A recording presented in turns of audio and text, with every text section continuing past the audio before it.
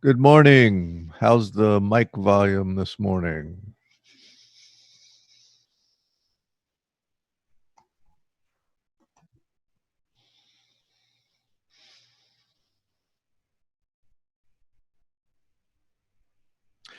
So, are there any questions about anything before we get into today's material?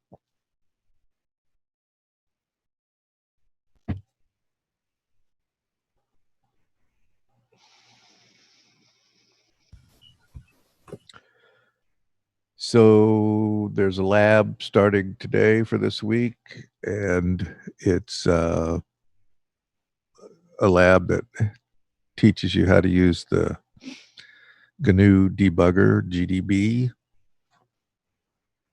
and there's a product that's the result of doing the lab that has to be submitted to Canvas, and that has to be finished up by sometime Friday evening. I don't remember exactly when.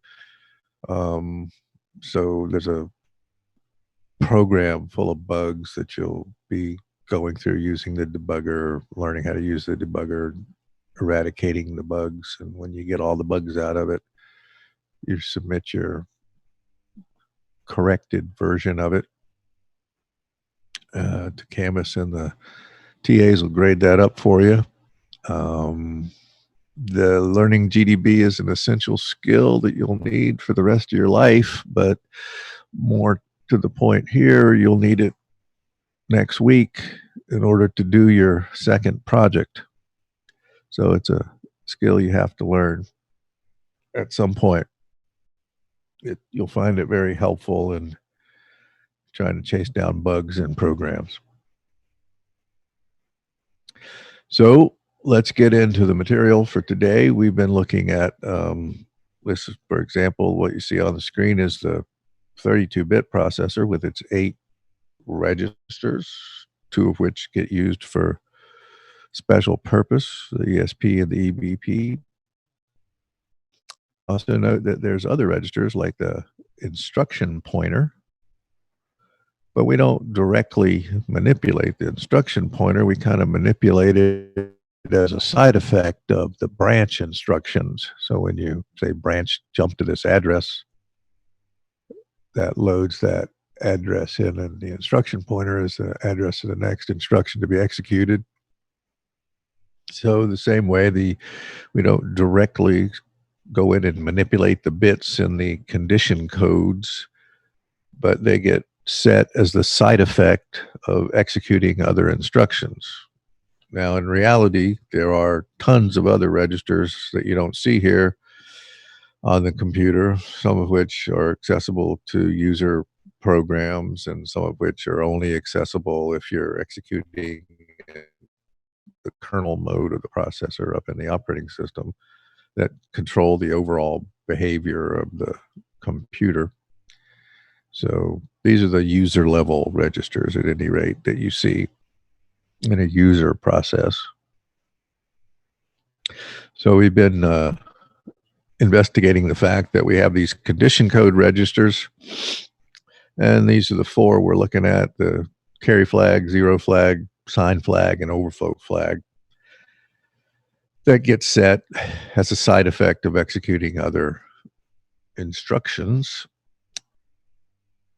Anytime you load a register, if what you loaded into it was all zeros, this zero flag gets set. If what you loaded into it was not all zeros, the zero flag is turned off. If what you loaded into the register had a 1 in the leftmost bit, this sign flag gets set. etc. So we have some instructions, the whole purpose of which is to create the side effect of setting the condition code bits, that we really aren't producing a result per se of the instruction other than just getting those condition code bits. And these are the compare and test instruction families.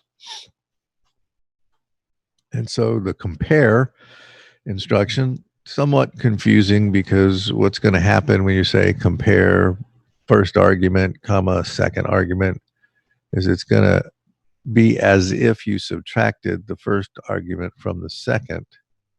But we don't really want this result of this subtraction. That doesn't show up anywhere.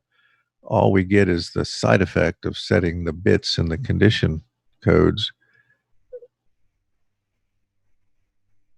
as a side effect of subtracting the B from the A. But notice it's kind of backwards looking. So about that in a minute, you have to kind of watch out and get things straight when you use this instruction. So if I did A minus B and the zero flag got set as a result, that would be telling me that A is the same thing as B, right? Because the result of that produced a zero, so the zero flag got set. If produced a negative number, right, B was bigger than A, then the sign flag would be set, right? So B must have been larger than A, etc.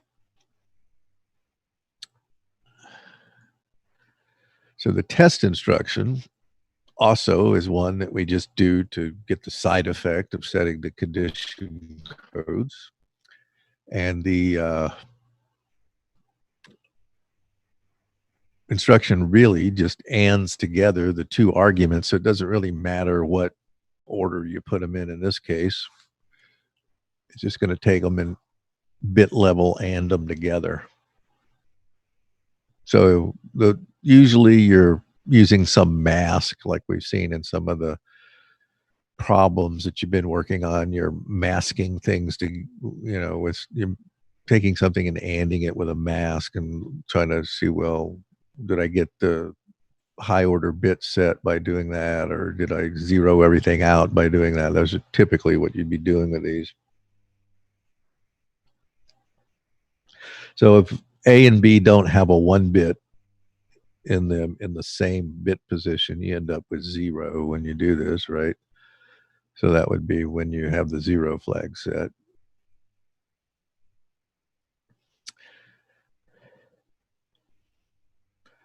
So now we look at this crazy table.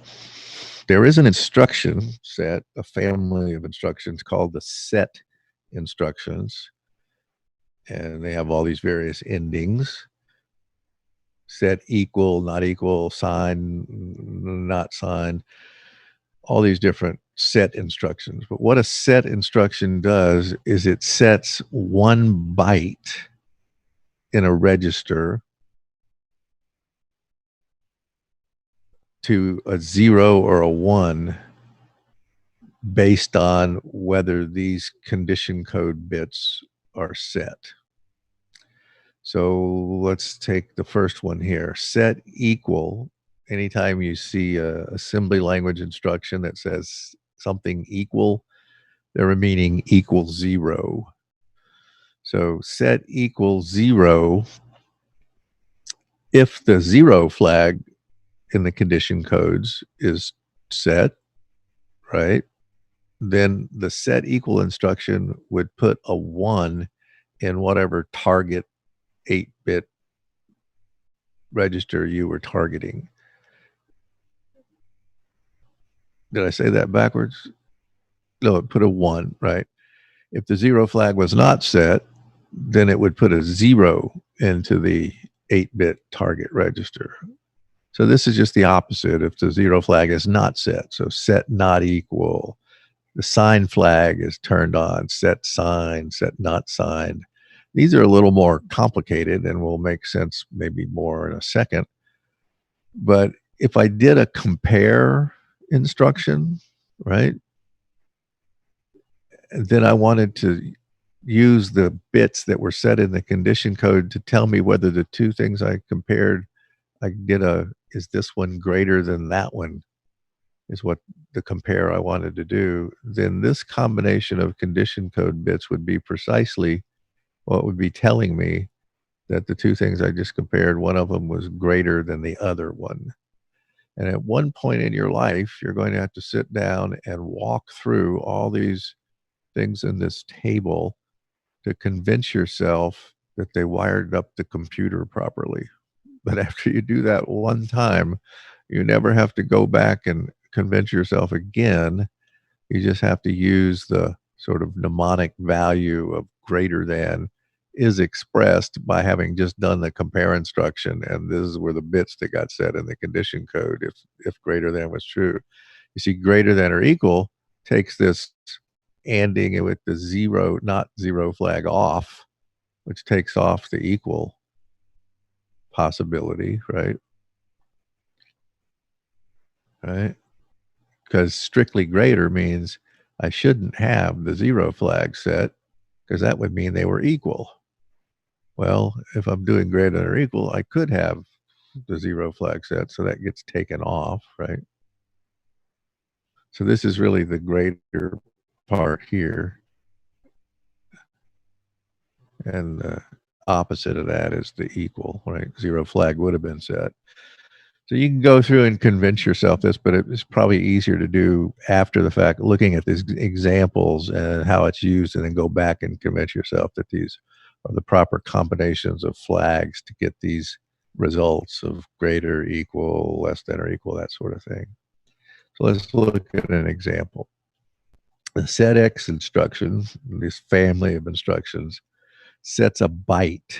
So that's a little bit weird compared to some things we've seen before where we're setting a whole 32-bit register to something or setting a 64-bit register. This instruction just sets a single byte in a register. And the names of byte size registers that we have are these 8 here. The A, B, C, D registers have a high and a low byte. And this goes back, to way back in the 16-bit processor days, right? You could reference this register as the AX register, that's this 16-bit chunk, or you could reference the high byte or the low byte. Well, you still can. All those names still work, and all those instructions still work just like they did in the 16-bit days. So this instruction is just a leftover from the original processor that, they needed these instructions to implement things on the computer. So we still just use them. They're just little 8-bit chunk of a register. Typically, we're going to be setting like the low byte, the rightmost one, the AL or the BL or whatever.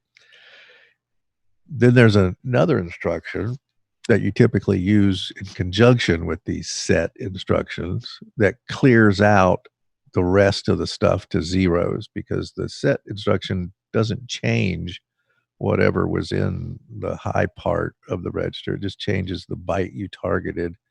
So typically what we'll do is we'll run these set, set equal the AL register, and then we'll follow it with this move 0 byte long word thing, which takes zeros and slams them in all the rest part of the register. That is how we would form up, for example, our C sort of concept of a logical operation should produce all zeros, or it should produce all zeros down to the last bit, which would be a 1, right? Well, that would produce that value for us, right? Either a 0 or a 1 sitting in this whole EAX register by doing the set of the AL and then doing the move 0 byte. So let's look at this little teeny pedantic example of if we had a function that we pass two things in and we just want to compare them for greater than. We want to see if x, the first parameter, is greater than the second parameter. And if it is, we'll return a 1, right? If it isn't, we'll return a 0. So here's the code. This is 32-bit code, right? Because we're crawling back up the stack from where the base pointer is pointing to get the parameters off the stack. So the 12 is the Y, the second parameter, and the 8 back up the stack is the first parameter, the X. So this instruction, move longward 12 past where EBP points into the EAX register, is loading up our Y parameter into EAX.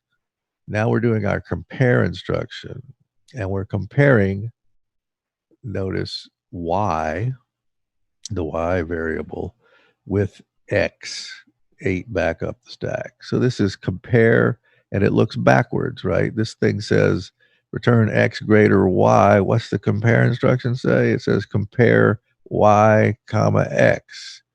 Opportunities for confusion here, right? Compare Y comma X. And now we see the set greater than instruction into the AL register. It has to be an 8-bit target register, one of these 8 that you can use with the set instructions, right? So that's putting a 1 into that AL register if X is greater than Y. Well, then the next thing, the move 0 byte long word AL EAX, zeroes out the rest of the EAX register. It retains what was in the AL and zeroes the rest of it out, right?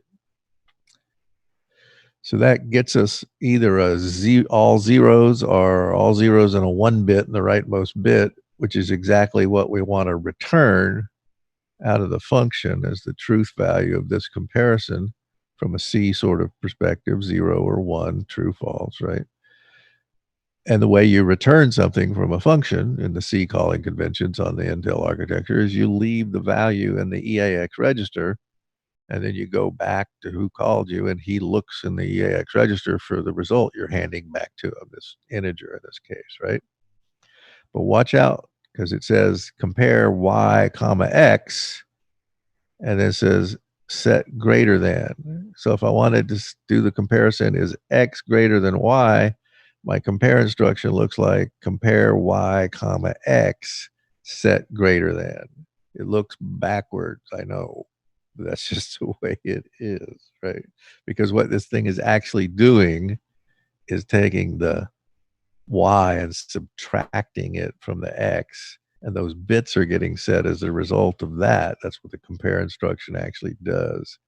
So that's why they're backwards like that, to get the effect of, was the X, the thing on the right, greater than the thing on the left. So you just got to remember it looks backwards from what you wrote down in C when you implement it with the compare instruction. Questions about that? So that's how we could create something that creates this scheme that we use in C of the result of a logical comparison is always a 0 or a 1, right? Those two things right there are creating all zeros or all 0 bits and a 1 in the rightmost bit. Okay. So now we look at another example. Set a single byte based on the combination of condition codes does not alter the 3 remaining bytes. Remember, that's what the setx instruction does. So I have this little guy here, want to return x greater than y as an integer, and now I'm passing in 2 longs, right? Instead of 2 integers. This is the 64-bit computer. I'm not crawling back up the stack to get the parameters off the stack. I expect them to be passed in to me in the registers. And the first parameter is always in the DI register. The second parameter is always in this SI register, right? So what this compare is doing is it's comparing the Y to the X, just like we did before. They look backwards, right? And notice it's using the E which is the 32-bit registers. Well, that would be comparing an integer, right? That wouldn't be comparing a long that would be passed in, right?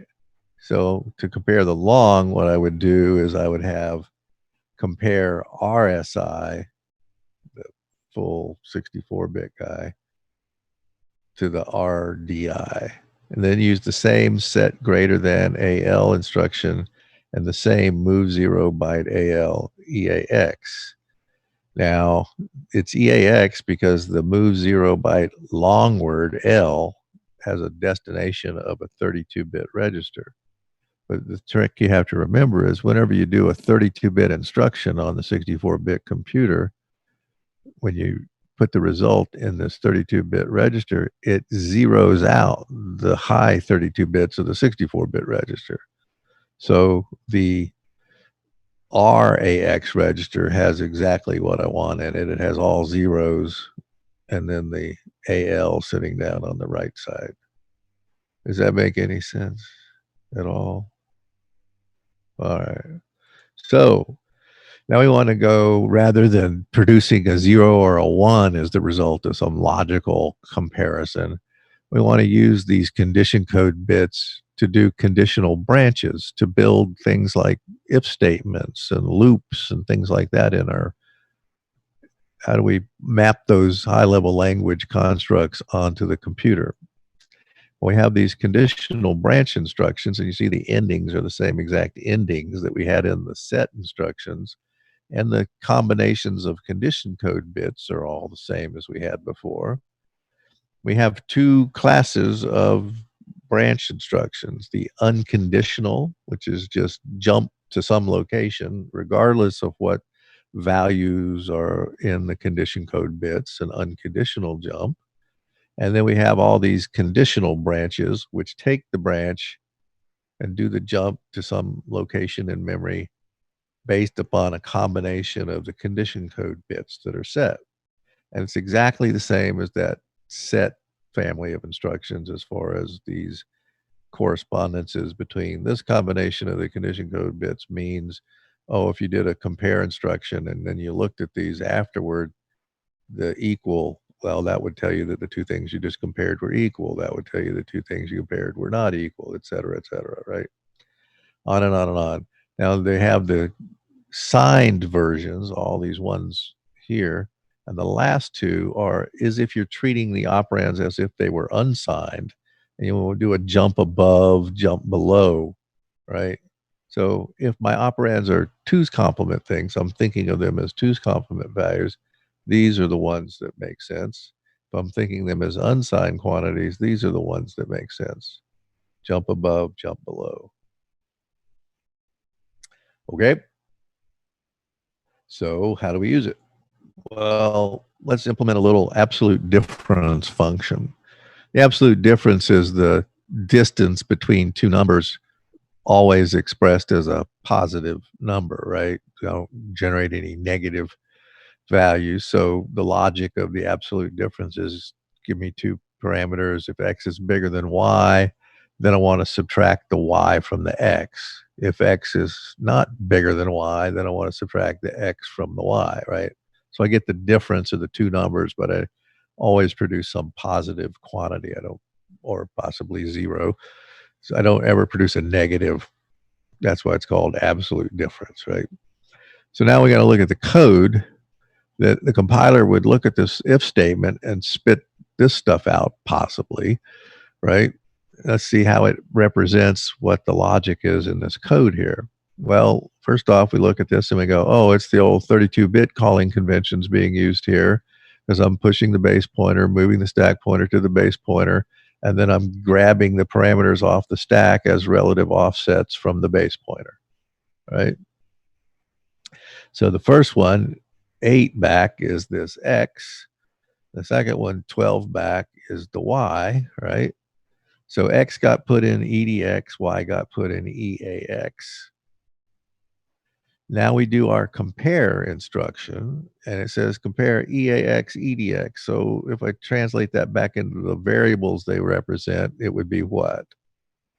compare long word y, comma, x. Looks backwards, right?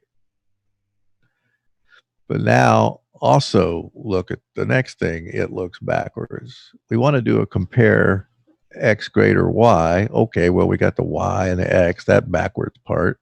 But now it's saying jump less than or equal. It's not saying something about greater than. It's saying the opposite of greater than. The opposite of greater than is less than or equal. So what this is doing is jumping around the then part, right, to the else part, code that implements the else part. In order to jump around the then part, when do we want to jump around the then part and do the else part? When you turn this condition that you wrote down in C on its head, turn it upside down, jump less than equal, jump around the then part. If we do the then part, if we don't take the conditional branch, then we're subtracting long word EAX, EDX, which is our subtracting the y from the x, right?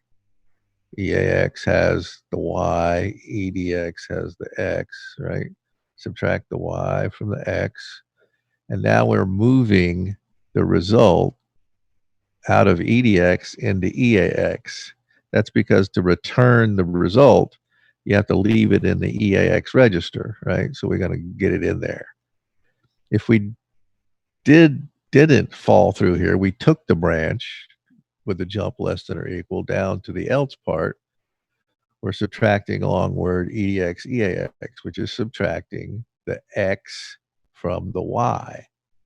And since it's already in the EAX register as a result, we don't have to move it in there like we did with this one, right? It's all ready to go. So now whichever one of these we did, the then part or the else part, the result is sitting in the EAX register, the result we want, this one or this one. And now we just pop the BP and return. Any questions about that? So there's two opportunities for confusion there, right? One is the compare has the X and the Y backwards from the way you're thinking of them here, right? You're saying compare YX, and then the condition that we're implementing is the opposite of the condition that's written here because it wants to jump around the then part. Does everybody see how that's implemented by the compiler? The compiler took your test that you gave it, turned it on its head, and used it to jump around the then part. If the opposite of the test you gave him is false, then he falls through into the then part. When you do the then part, you hit this unconditional jump that jumps around the else part, right? So that little template of take the condition in the if statement, turn it on its head, right? Do the compare, and the compare looks like that and that. They're backwards, right? And then have this jump at the bottom of the then part and have the else part fall through. That template is exactly what the compiler does when it sees an if statement. Any if statement on the planet would be implemented with that same sort of template, right? And the body of the code inside the then part and the body of the code inside the else part is just whatever it is, but it gets stuffed into this little template that builds an if statement. So you see how we can use the instructions on the computer to implement the high-level language concept we have of this if statement using a conditional branch and an unconditional branch. Questions about that? So when you write that down, the computer really does this, right? You can, if you so desired, this is just a pedantic exercise, in C, directly implement that logic of the if then else statement because we have a go-to statement in C. The way you write a label in C is the same way you write it in assembly language. You put some label and then you put a colon after it, right? So if we did this, we'd be implementing the logic of that if statement. We'd turn the test on its head, x less than or equal to y, and we'd go to the else part, right? If that was false, we'd fall through and do the then part. Then we'd jump around the else down here, right? So this directly implements that sort of template in C, and you could write it like that. Of course, you never would, right? Because it doesn't make as much sense to read. You just implement the if then else. But what you really get in assembly language is kind of like you had written that, right? So this maybe helps you understand it, maybe it doesn't. It's just a little pedantic illustration showing that, well, we could actually do the assembly language looking thing right in C if we wanted to, right? But you would never do that. Okay, so the then part is this stuff. The comparison, rather, is turned upside down. That's this stuff here, right? So it's got the compare y, x, jump less than or equal, boom. And then it's got the then part and the else, that's the then part, right? Whatever was written in there. Jump around the else part. And then you've got the else part, this stuff sitting here. That's the target of that jump. And you got to jump around it and not do it if you did the then part. Questions about that?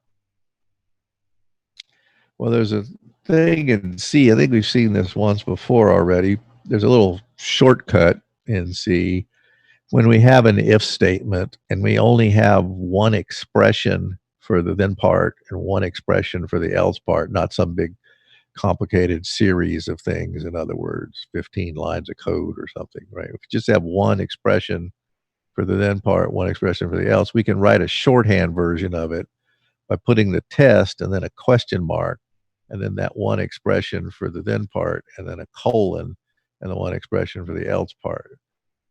And so we could have written the previous thing like this: x greater y, that's the test, do the then part. If x is greater y is false, do this else part, right? And we could have written it shorthand notation like that.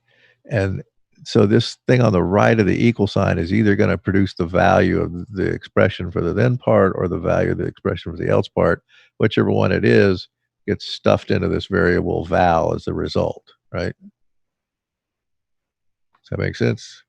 So if we use that, the go-to version looks like turn the test on its head. If not the test, go to the else. Val is the then expression, go to the done. Val is the else expression. It's the same kind of thing, simulating that with the little go-to thing. Okay. So this expression, whatever it is something that's interpreted as, is it zero, false? Do this part. Is it something that's not zero? Do this then part, right? Make sense?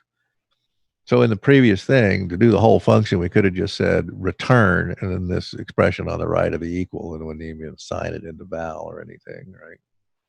It would have done the whole thing. Of course, you would never have written a function to compare if one thing was greater than the other anyway, because you just would have written, is this greater than the other one, right? So whatever. All right. Questions so far about the translating an if statement into assembly language, what the template looks like using the compare instruction and the little tricky looks backwards part of the compare instruction, and then the fact that when you implement it in assembly language in the template, you've turned the test upside down from what you wrote in the C, and you use that test to jump around the then part, right? Well, later on, we're going to learn that there's this thing in the processor called the instruction pipeline. And the purpose of the instruction pipeline is to make things go faster by overlapping various stages of fetching, decoding, and executing instructions. In other words, we don't build a computer so that we go to memory, bring in an opcode, run that opcode to completion, and when it's completely finished, go to memory, get the next instruction. We kind of set up like an assembly line in a factory, right? And we march these instructions up out of memory. Actually, they're coming out of the level one iCache, we'll see later, but conceptually flowing up out of memory into this thing called the instruction pipeline that has a number of instructions in various stage of partial completion moving through this factory, this pipeline, right? But in order to do that, we need to know from this point in memory on, this is the sequence of instructions that ought to be executed next. And so when we have a conditional branch, that kind of screws that up because we don't know whether the instructions that should be executed next are the ones for the then part or the ones for the else part, for example, in a conditional branch on an if statement. So you don't necessarily know which instructions ought to be shoved up into the pipeline, the ones corresponding to the then part or the ones corresponding to the else part. So we have this circuitry in this instruction pipeline called a branch prediction algorithm built into the computer, where it tries to make an intelligent guess as to whether or not the branch will be taken. We'll look at all that in more detail later. But it's trying to make a guess so that it has the right instructions in the pipeline. But if it guesses wrong, suppose it guessed that we were going to do the then part, and it had those loaded up into the pipeline. And in fact, when we finally got the result of completing the conditional branch, it says, oh, we're going to do the ones on the else part. Oh, I got the wrong instructions loaded up in the pipeline. I got to go get the other instructions and load them and flush these guys out of the pipeline. So that creates this lag, this delay, this stall in feeding the instructions up through the pipeline.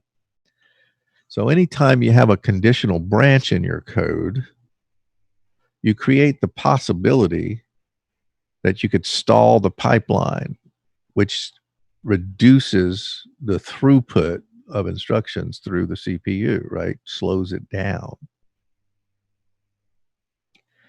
So we invent a way that we can implement the logic of some of these things that you could implement with conditional branches without using a conditional branch by using a conditional move instruction.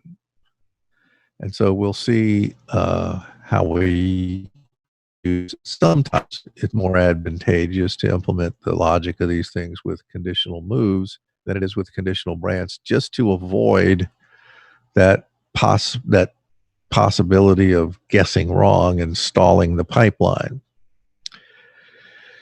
So what Intel processors have these conditional moves? Well, they added them kind of late toward the end of the 32-bit processor line, those later versions of the Pentiums that they had.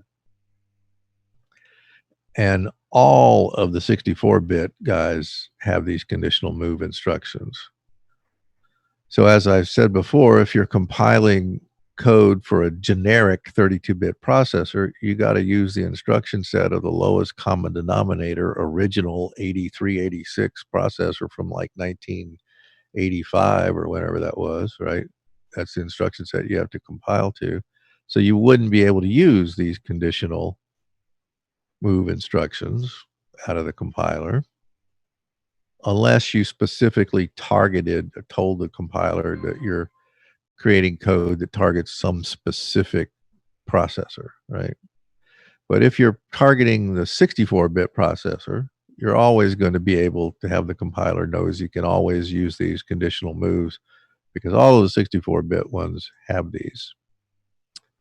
So why are we doing this? Because the branches can be disruptive to the instruction flow through the pipeline if we make the wrong branch prediction and have loaded up into the pipeline the wrong sequence of what we think is the next instructions to be executed. The conditional move doesn't require a control transfer, so it doesn't have that effect, right? So let's see how it works. Here's our absolute difference guy, and now we're compiling it on the 64-bit processor. We know we've got these conditional moves available. And like the convention for calling all things in the 64-bit world, the first parameter is in the DI register, the next one's in the SI register, right?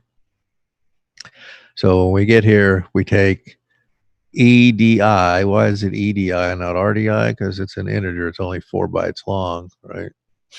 So we take EDI, we put it into EDX, and then we say subtract long word ESI, which is the Y, the second parameter, right, from the EDX, which is our first parameter. So what this is doing is it's doing our X minus Y, the then part, and putting the result in the EDX register. Now we're moving ESI, which is the X parameter, the first one, into EAX. And now we're saying subtract long word EDI from EDX. EDI is the X, right? And the SI is the Y. I think I misspoke a minute ago. SI is the Y, right? So the Y goes in here, and the X is being subtracted from the Y. Well, that's the then part. Now we're doing a compare of ESI and EDI, which looks like YX. It looks backwards, right? So we're trying to do this X greater Y thing, right? We've got compare YX. And now we do conditional move greater than EDX to EAX. Well, if the greater than is true, then the result, right, should be the stuff we computed up here, which is in the EDX register. So we're putting it in EAX, which is how we return the result. But if the conditional move didn't happen, the greater than wasn't true, we've already got the proper result, the then part, sitting in the EAX register. So what we've done is we've computed it both ways and then thrown away the one we don't want, right? If we wanted the X minus Y, then it's sitting in the EAX register ready to be returned. If we wanted the Y minus X, then we take it and shove it into the EAX register because we computed it here, right? Where did we compute it? Yeah. Oh, we computed the EDX up there. That's the then part, right? And then we computed the else part here. So if the else part is what we want, we're okay. But if we had the greater than, we want the then part, which we got to get out of the EDX register and put in there. So the deal is we're taking the trouble to go to all the trouble of computing it this way, computing it that way, and then clobbering the one if we want the other one, that put it in the EAX register. So we didn't do a branch though, right? We did a conditional move, which isn't going to stall the pipeline. These instructions, boom, boom, boom, boom, boom, boom, boom, are always going to be the sequence of instructions that get executed. And we end up with the right result sitting in the EAX register. But we had to compute it both ways in order to do that, which means when is this a good thing to do and when is it a bad thing to do? Well, if the amount of computation you have to do for the then part or the else part is a lot of stuff, it isn't worth all the cycles you're going to devote to computing it both ways. you might as well just take your chances with the conditional branch, right? Take your chance, you might stall the pipeline. So it's this trick is only going to buy you anything if the amount of computation for the then part and the else part are really relatively small. It's worth computing it both ways and then keeping the one that you need, right? So it only makes computation when the only makes sense when the computation is very simple. It also doesn't make any sense when you have these kind of risky things like this. If I had a test if P is zero or non-zero, right? If P is true, it's non-zero, then I'm going to dereference P and get the value that the pointer points at in memory. If the P was false, it was a zero, then I want to produce zero. Well, in this case, I certainly don't want to do it both ways, right? Because that would mean if the thing was zero, I would also be dereferencing the null pointer and I'd be seg faulting, right? So that isn't a good candidate at all for doing the conditional move instruction and doing both of them and keeping the one you want. And this one, I've got to prevent myself from doing the then part if this thing is false. Other reasons it would be a bad thing to do is if there were side effects in the computations here, right? If the then part multiplies x by 7 and the else part adds 3 to x, well, I can't do both of them, right? Because they're both clobbering around with x, right? So there's a side effect of this that affects that. There's a side effect of this one that affects that one. So I can't do them both, right? Because there's a side effect. So these kind of things you wouldn't be candidates for doing the conditional move to get around having the branch. You'd have to just go do it with the branch thing, right? Does that make sense? So sometimes the compiler will decide to use it if it thinks it can save some time, hedge its bets on the branch by doing the conditional move. And then others, it will just say, well, I'm just going to go do it with the conditional branch straightforwardly. Does that make any sense why we have the conditional move and why we would sometimes want to use it?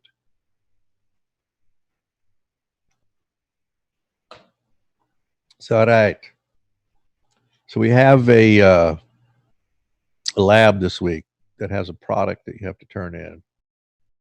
And it's going to teach you how to use GDB. So you'll read a PDF file and you'll create a couple of two or three would be good. Login sessions at the same time over onto Schofield. One to run the GDB debugger in, the other one to have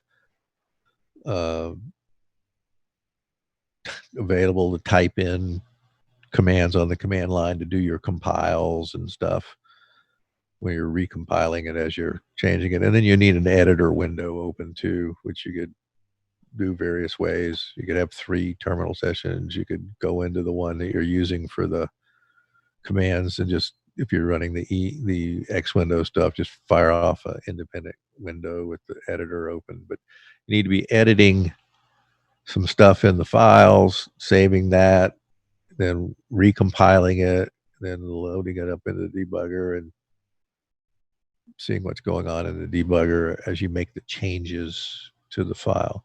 So several terminal sessions. You can do it all in once because, as you may have figured out by now, some programmers, when they get on a Unix computer, they go in and they fire up Emacs and they never leave. They do everything from within Emacs because you can do anything you can do on the computer directly from within that editor. So there's ways to do it with just one terminal session into Schofield, but for right now, what the heck, just pop open 2 or 3 of them and have a different one going for the different uses of editing, compiling, and running the debugger all at the same time. So good luck with your lab. You get a little program that's chock full of bugs, and it goes through and shows you how to find some of the bugs using the debugger and gets you going. And then it says, okay, you go find the rest of them and eradicate all the bugs out of there. And when you get it all working, then you submit some stuff up to Canvas with your working versions of the files. Okay. Any questions about any of that? So we have Friday, we have triple witching hour going on, right? We got homework due. I think it's just 2 problems this week. And then we've got the lab has to get in some point Friday evening, finished up. And then we've got our big first project that's wrapping up. So it's beginning to get busy, but that's the way this course is. There's a lot of ground we have to cover, a lot of concepts you got to learn, a lot of skills you got to acquire. And it's just going to get you busy and keep you busy for a while. So hang in there. If I see you at office hours at 2, or I'll see you Wednesday morning. Anything before we go? Okay, good luck with your lab.